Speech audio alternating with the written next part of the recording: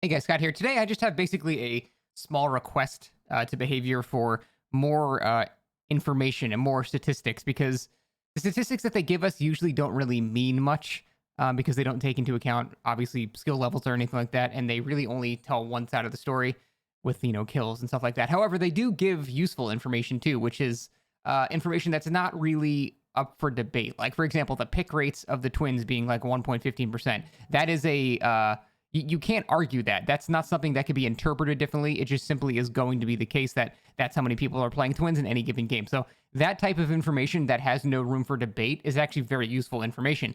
However, when they give things like the kill rates and you see Pinhead at the top and Nurse at the bottom, obviously that's not correct. I mean, it is correct, but it doesn't say anything about the game. What that says is that they included new player data into that game, which would make sense because new players suck at Nurse and new players have no idea what the hell to do against Pinhead because they don't even know what the puzzle box is. So when you have information like that, it doesn't really mean anything because it involves players that have literally no idea what they're doing, and that really shouldn't be used to balance the game. Now, we shouldn't be balancing around tournaments either, but I think it's better to lean towards, above average knowledgeable players than to people that have absolutely no idea what they're doing. That being said, there are a lot of statistics you guys can go over that I think would be way more impactful and meaningful than just the kill rate, because the kill rate can mean any number of things. It really doesn't tell much of a story. As much as I'd like to believe that the kills are directly correlated with skill, I think there's just so much more to that. And I think looking at this information would be really interesting. And I just really hope we can see something like this. But for example, the first thing we should look at are hook actions. Hook actions are not your hook states. They're basically when you pick up somebody and place them on a hook. How many times per match is that happening? Because you can have someone getting 4 kills with 4 hook actions, and you can pretty much tell what happened there. That means they were all basically slugged, and that was just the end of that match. Or you can have 11 hook actions, and you had a giant back and forth match the entire game. That can tell you a much bigger picture than just simply how many people died or did not die.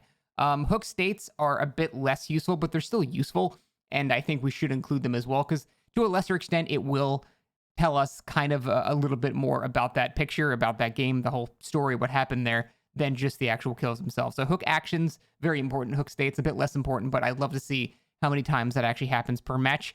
You can even label it by killer. You can see killers probably like the Twins and the Oni will have less hook actions, even if they have the same amount of kills.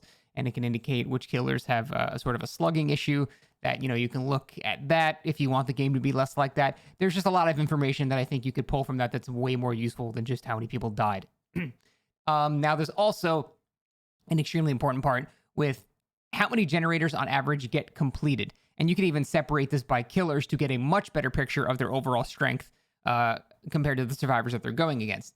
So that will tell you how quickly these things are being done and the overall basically duration of the game relative to the strength of the killer. I think that is a much better set of information to let you know how quickly things are being done. Because certain killers might have like end game builds and things like that that might modify this. So I don't know. I just think all that information would be very, very interesting. But the average time to complete 5 generators would be very useful too. So there'll be 2 different sections. There'll be for one where everyone dies, or it's like 1 survivor left, and then one for when all the gens get completed. So we would want the average time to complete 5 generators, and on the flip side, the average time to kill 3 survivors. I picked those numbers specifically because once 5 gens are done, it doesn't necessarily mean the game's over, and once 1 survivor is left, it still doesn't mean the game is over. In both scenarios, the survivor could escape and also leave. So I think that is, however, when the general flow of the game stops. You're not defending gens anymore. Perks that involve defending hooks and gens and all that stuff, they're not really as meaningful or anything like that. The majority of the core gameplay sort of ends once all the gens are done or one survivor's left. So I think that is a important stat to look at, how quickly we get to that stage, be it the killer winning or the survivor winning.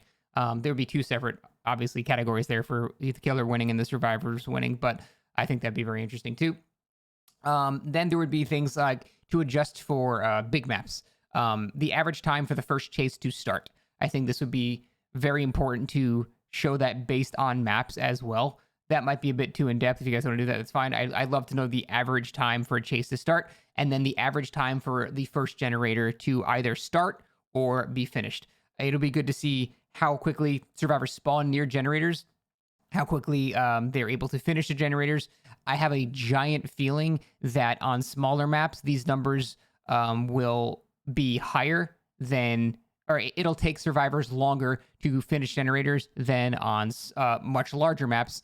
Where the killer can't really pressure them off it quick enough. And sometimes you have a scenario where the gen is done before the killer could even get there, like on Red Forest or Ormond or Asylum or those bigger maps. So I think that would point out a pretty glaring flaw in those maps being big. And the thing is, though, you guys already know that big maps are kind of a problem. That's why you made, like Pale Rose smaller, for example. You guys already know that. I don't think it's down to you not having the data. I think it's you guys just don't have the time to make all the maps smaller. So regardless, I still think all that information would be useful. That's pretty much it. I just wanted to give a couple of data points that I think the community would find way more information than just how many people are killed on average, because that really doesn't tell us anything. It doesn't mean that Pinhead is now the best killer. It doesn't mean Nurse is now the worst. It doesn't really tell us much. Separating it by MMR brackets, however inaccurate the MMR system is still better than nothing. I think it would tell a much better picture, but that's it. I would love to see this stuff. Probably not going to happen, but might as well make the request anyway. Thanks for watching, guys. Take it easy. Have a good one.